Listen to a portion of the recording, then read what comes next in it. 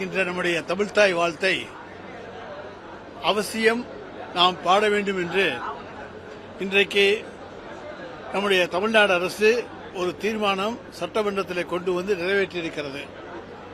ஆனால் கடந்த எங்களுடைய திராவிட மாடல் ஆட்சியிலே மாண்புமிகு தமிழ்நாடு முதலமைச்சர் எல்லா நிகழ்ச்சிகளிலும் முதலிலே தமிழ்த்தாய் வாழ்த்து பாடப்பட வேண்டும், அதை எல்லோரும் தங்கள் வாயால் வாயசைத்து பாட வேண்டும், தங்கள் சொந்த குரலிலே பாட வேண்டும் என்கின்ற உத்தரவை தந்து அது கடந்த காலங்களிலே அமுல்படுத்தப்பட்டது. ஆனால் இன்றைக்கு தமிழ்நாட்டினுடைய ஆளுநர் அர்லேக்கர் அவர்கள் தமிழ்த்தாய் வாழ்த்தை 3வது இடத்துக்கு தள்ளிவிட்டார். எனவே நாம் தமிழ்த்தாய் வாழ்த்தை பாட வேண்டும் என்று சொன்னாலும் கூட ஆளுநர் அவர்கள் 3வது இடத்துக்கு தள்ளியுள்ள நிலையிலே இன்றைக்கு எங்களுடைய உறுப்பினர் மாண்புமிகு கோவி செழியன் அவர்கள் தெளிவாக திராவிட முன்னேற்றக் கழக ஆட்சியிலே தமிழ்த்தாய் வாழ்த்து முதலிலே பாடப்பட வேண்டும் என்பதற்கான தீர்மானம் கொண்டுவரப்பட்டு நிறைவேற்றப்பட்டது என்பதை தெளிவுபடுத்தி அது எல்லா நிகழ்ச்சிகளிலேயும் அமுல்படுத்தப்பட்டது என்பதையும் தெரிவித்திருக்கின்றார். எனவே இன்றைக்கு கொண்டு வந்திருக்கிற அந்த தீர்மானம் என்பது நிச்சயமாக ஆளுநரையோ மற்றவர்களையோ கட்டுப்படுத்துமா என்பது சந்தேகம்.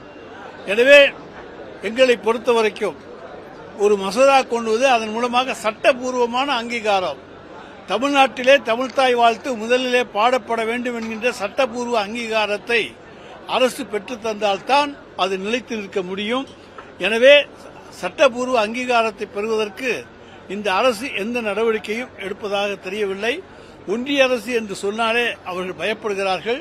ஏன்னா அதில் கூட காங்கிரஸ் கட்சியின் சார்பிலே ஒரு நம்முடைய அமைச்சர் விஸ்வநாதன் அவர்கள் பேசியிருந்த போது கூட ஒன்றிய அரசை பற்றி பேச வந்தபோது தமிழ்த்தாய் வாழ்த்தை பற்றி மட்டும் பேசுங்கள் என்று சொன்னார்கள். எனவே ஒன்றிய அரசு என்று உச்சரிக்கவே பயப்படுகிற இந்த அரசு சட்டம் கொண்டு வர வேண்டும் என்பது எங்களுடைய விருப்பம். கொண்டு வர வேண்டும், கொண்டு வந்தால்தான் அது நிலைத்து நிற்கும்.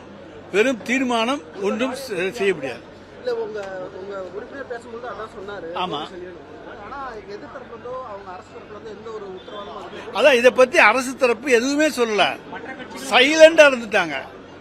அதாவது நாங்கள் எங்களுடைய கருத்தை சொன்ன பிறகு சட்டபூர்வ அங்கீகாரம் வேண்டும், சட்டபூர்வமாக இது அங்கீகரிக்கப்பட வேண்டும் என்று எங்களுடைய உறுப்பினர் சொன்ன பொழுது அரசு மௌனமாக இருந்து விட்டதை தவிர அதற்கான எந்த கருத்தையும் சொல்லவில்லை.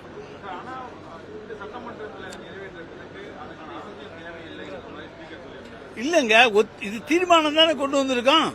அந்த தீர்மானம் என்பது ஒன்றிய அரசையோ மற்றவர்களையோ கட்டுப்படுத்துமா, ஆளுநரை கட்டுப்படுத்துமா? சட்டம் என்பது வேறு, தீர்மானம் என்பது வேறு. எனவே நாங்கள் சட்டபூர்வ அங்கீகாரம் கேட்கின்றோம். எனவே இந்த கூட்டத்தொடரிலேயே சட்ட வடிவ கொண்டு வந்து மசோதா கொண்டு வந்து நிறைவேற்றி இதற்கு சட்ட அங்கீகாரம் பெற்றுத்தர வேண்டும். அப்பொழுதுதான் இது நிலைத்து நிற்கும். இல்லைன்னா ஆளுநர் போன்றவர்கள் தங்க 3 மொழியெல்லாம் சொல்லுவாங்க, 3வது இடத்துக்கு தமிழ்த்தாய் வாழ்த்தை தள்ளிவிடுவார்கள்.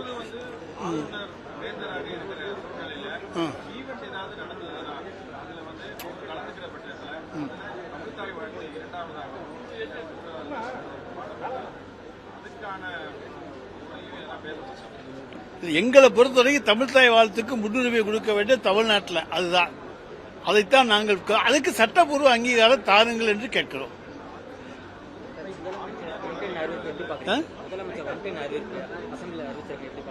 அதாங்க, அந்த அறிவிப்புக்கு வந்து சட்டப்பூர்வ அங்கீகாரம் இருந்தால்தான் முடியுமே தவிர வெறும் தீர்மானம் மட்டுமே எல்லோரையும் கட்டுப்படுத்தாது. வேணா நம்ம வந்து ஸ்கூல்ல மற்ற இடத்துல வேணா சொல்லிக்க முடியும். ஆனால் முழு அங்கீகாரம் வேண்டும் என்று சொன்னால் அதுக்கு சட்டப்பூர்வ அங்கீகாரம் வேண்டும். ஆமா,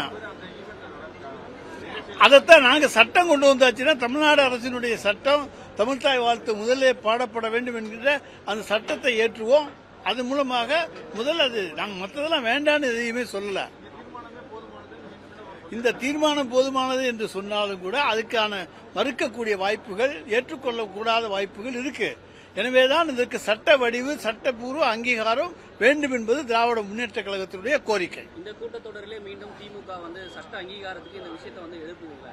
நாங்க இன்னைக்கு பேசிட்டோம், அதுக்கு பதில் சொல்லலையே. எங்களுடைய உறுப்பினர் மாண்புமிகு கோவி செழியன் அவர்கள் இதை பற்றி பேசியிருக்காரு.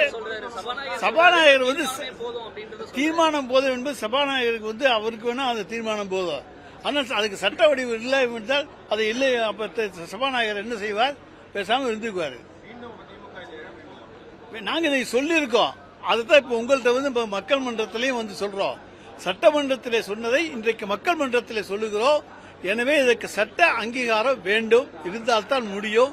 எனவே அன்றைக்கு எப்படி எல்லாரும் பாடணும்னு சொல்லித்தான் நாங்கள் அன்னைக்கு வச்சிருந்தோம்.